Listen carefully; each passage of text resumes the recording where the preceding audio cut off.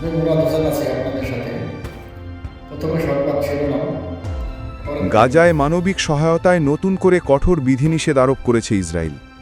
এর ফলে যুদ্ধবিধ্বস্ত এই উপত্যকার দুস্থ মানুষদের কাছে প্রয়োজনীয় খাদ্য, ওষুধ ও অন্যান্য জরুরি সামগ্রী পৌঁছানো কার্যত প্রায় অসম্ভব হয়ে উঠেছে। ইসরায়েলি বিমান ও স্থল হামলায় গাজার বিস্তীর্ণ অঞ্চল এখন ধ্বংসস্তূপে পরিণত। ধ্বংসস্তূপের নিচে আটকা পড়ে রয়েছে অসংখ্য মানুষ। যারা বেঁচে আছেন তারা চরম খাদ্য ঘাটতি, পানীয় জলের তীব্র সংকট এবং জীবন রক্ষাকারী চিকিৎসা সেবার অভাবে দিন কাটাচ্ছেন। এদিকে জাতিসংঘ জানিয়েছে, গাজাবাসীর বর্তমান চাহিদার তুলনায় মানবিক সহায়তা খুবই অপ্রতুল। প্রয়োজনের তুলনায় যে অল্প পরিমাণ সাহায্য পৌঁছাতে পারছে তা দিয়ে মানুষের বেঁচে থাকার মৌলিক চাহিদাও পূরণ হচ্ছে না।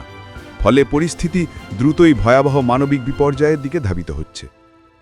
জাতিসংঘ আরও জানিয়েছে, গাজায় অবিলম্বে এবং বাধাহীনভাবে বিপুল পরিমাণ অতিরিক্ত মানবিক সহায়তা প্রবেশ করতে না দিলে সেখানে দুর্ভিক্ষ, রোগ ব্যাধি ও ব্যাপক প্রাণহানির ঝুঁকি আরও বাড়বে।